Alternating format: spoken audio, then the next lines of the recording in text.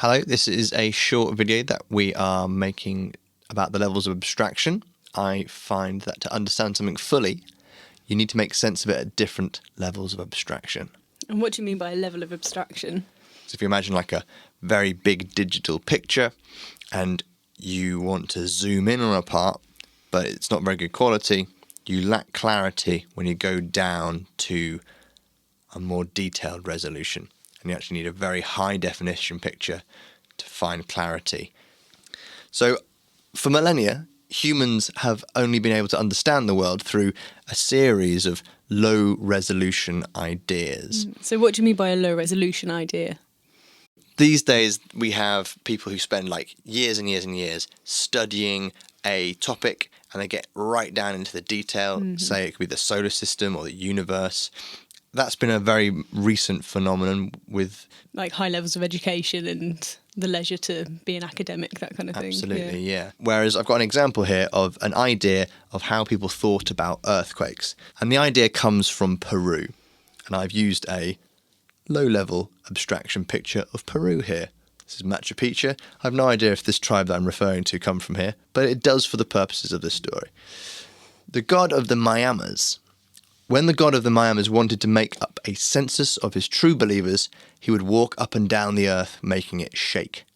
During earthquakes, the Mayamas would run out of their houses shouting, "I'm here, I'm here." Actually quite a safe thing to do. Get Very out of the safe thing to buildings. do. Yeah, and maybe it's why this persisted. It was the survivors. I think that's absolutely right.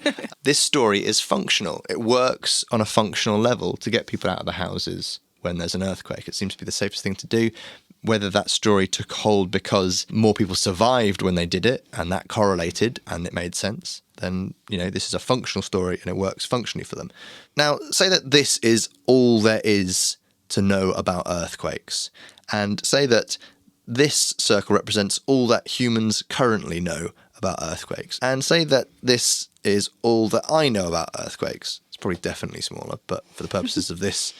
And now let's say that this is all that the Mayamas know about earthquakes. It overlaps a little bit from what I know because they probably experienced more of them, but this is about how much information they had to pull together an idea of how the world works. They had quite a low resolution, but it harmonized with their worldview. They would have been in a world that had polytheistic gods. They would have had tribalism of some sort, and they would have experienced life and death like any other human being. And so you can see how this story sits in their worldview. It explains things using the gods as the... Like synonymous with the natural phenomenon, that kind of thing. Yeah. And also, if someone died in an earthquake, the story presents them with a reason as well. They weren't one of the chosen ones. It kind of gives a judgment, and although that's harsh, it provides them with a reason, and a reason for death is very important. And so this is the kind of the worldview that they live in. And I'm going to represent it with these dials stacked on top of each other. The top dial is the meta-narrative. So they believe that the gods caused natural phenomenon to happen. And then you have their relative experience, the things that they observe in the world. And in this case, they're observing earthquakes. They're observing earthquakes, and they also live in a culture of polytheism and gods. And so this story that they tell sits in the middle and aligns their reality to their narrative. And I'm calling that the macro explanation. This is the story used to harmonize the relative experience with the meta-narrative. And for them, it functions and it works, and everything is in alignment. So would you say the meta-narrative idea that it's the gods causing it kind of comes from the fact that they observe earthquakes, that they kind of believe in different gods and stuff, and then that explanation kind of ties the two things together? It's hard to say which one came first, whether they experienced earthquakes and attributed it to gods, or whether they believed in gods and they attributed earthquakes to it. They probably They influences each other. Yeah, they came along side by side as culture developed. However, like we were saying before, these days we have the ability to really dig down into our reality and find truths that are not observable to the naked eye. These micro details, the things that you can find under a microscope or through a telescope or through using scientific equipment, give us another perspective on how the world works. And if we were to throw in some modern science to the world of the Myamas, then we'd really throw things off balance. So I'm representing the micro layer here using this smaller dial, and that's when we use a scientific method to understand our relative experience in fine detail, often in ways that we can't see with our naked eye or experience without scientific equipment. If we were to use that, it would not harmonise with the worldview of the Myamas. It would actually point to an entirely different way of the world working.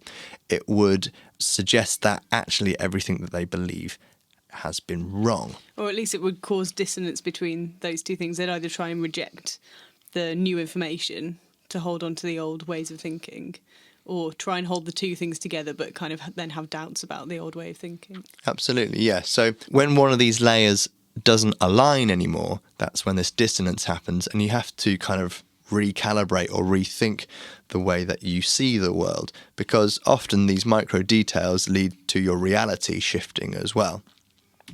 And so one thing that these Myamas could do when presented with this information is actually try and refute this evidence. And you could also try and find other scientific facts that back up your own way of thinking.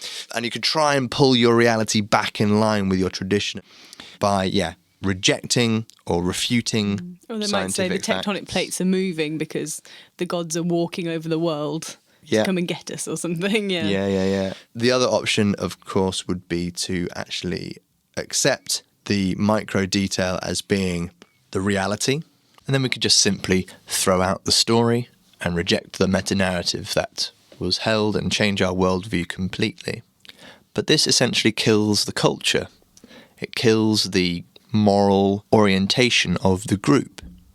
If you don't have the meta-narrative as the lens with which to see the world through, you don't really have a compass with which to guide yourself. Nietzsche said that this is where we've killed God, the highest moral power that helps us make our decisions and understand reality. Another way to understand this would be to see that from the bottom up, starting with the micro detail, you do end up with truths about reality, and they're often concrete, provable truths using a scientific method that can be ratified or corrected over time with more research. But you can also distill truths down from a meta-narrative and from ancient stories and myths, parables and wisdom literatures, even personal testimonies of individuals as they live out their lives and tell you their stories, that provide you with truths that are more of a spiritual reality. In the case of the story of the Myamas, it's to respect nature and the forces that govern it, to run out of your house when there's an earthquake because you respect nature and the forces that govern it. And that's essentially a truth behind that story that is sensible and wise. So you can still maintain the truth of the story while holding on to all of the micro layer details that inform our reality. It's often hard to get the two truths to point to exactly the same thing. The meta-narrative and the story are functional. They're a vehicle for passing down truths to the next generation. Those truths are not concrete, but are interpreted through lived experience, and they will be dissonant with the micro scientific reality of the world. And that's because they're looking at things from different perspectives, with a different framework, and using different language, having access to different resolutions and cultures and contexts. That's all I wanted to say for that. I think there's other videos to follow that can take other tangents. Thanks for listening.